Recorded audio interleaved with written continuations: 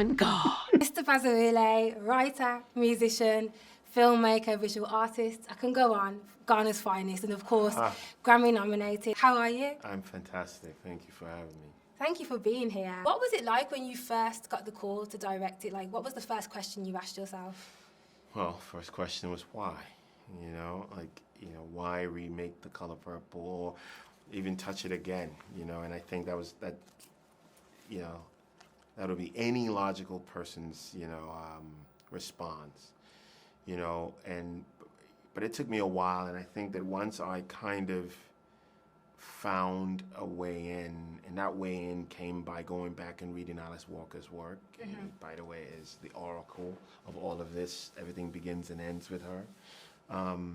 The first page, the first line, "Dear God, I'm 14 years old. Give me a sign. I need to know what's happening to me," immediately made me go, oh, wow, okay, this person is writing letters to God. Okay, so, you can't write letters to God if you don't have an imagination.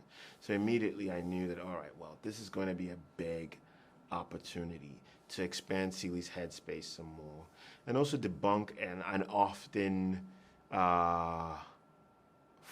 used falsehood, which is that people who have suffered abuse and trauma are docile and passive and waiting to be saved. I never believed in that. I grew up around people who've been through trauma and abuse, my own mother being one of them, you know what I mean? And understanding that those people always had a brilliant imagination, and that's how they work their way out of whatever trauma and challenges they've been through. And so I say that to say, once Celie had an imagination, the rest was fairly easy because I knew that we were going to be contributing significantly to the canon of The Color Purple. Our movie was going to stand alone on its own 2 feet. We weren't going to be mimicking. It wasn't a remake. It was an original film based on characters that were familiar and a narrative that is familiar. So really thankful that I found a way in, because I think that The Color Purple canon does benefit from that. Absolutely, and you touched on something really key there. You mentioned about your own mum's trauma and abuse, and I'm sorry to hear about that. But one thing that you have mentioned before is that your grandmother was the ultimate survivor. Can you tell us about some of her strengths, and did you use any of sort of those characteristics to implement how you approached your vision for this film? Yeah, absolutely. Well, I mean, the women in my life have been like the purveyors of all things artistic. My grandmother told stories, and we kind of, those stories are still kind of, that's how I made my first film, The Barrel of Kojo. Came out of like just rehashing these incredible stories my grandmother told. And so, ultimately I really believe that, I wouldn't be here, first of all, without Ghana as a central place, and also my family as the anchor to that. And, everything I've done has benefited.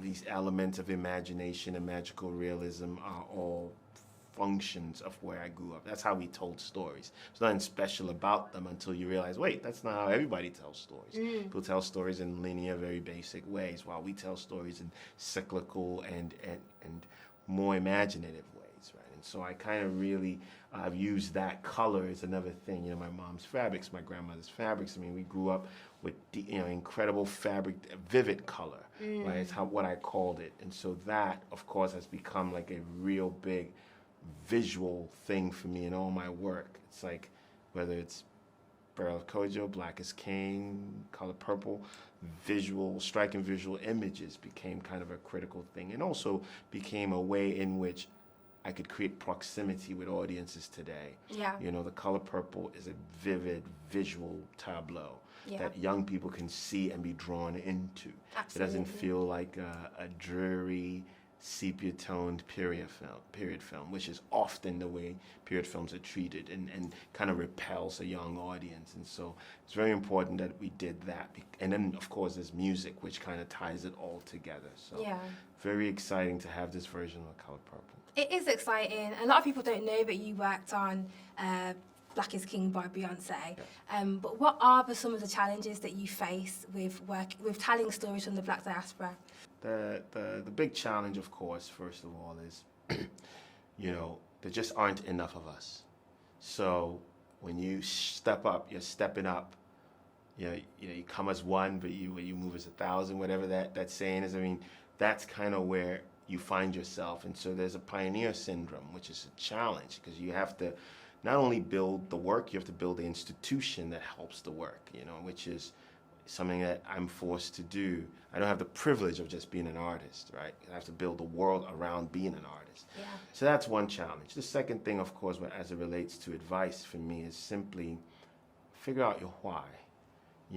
That's the only thing I tell. There's no other advice to give. You just have to know why you do this. Because on good days, you're going to know why. On bad days, you're going to know why.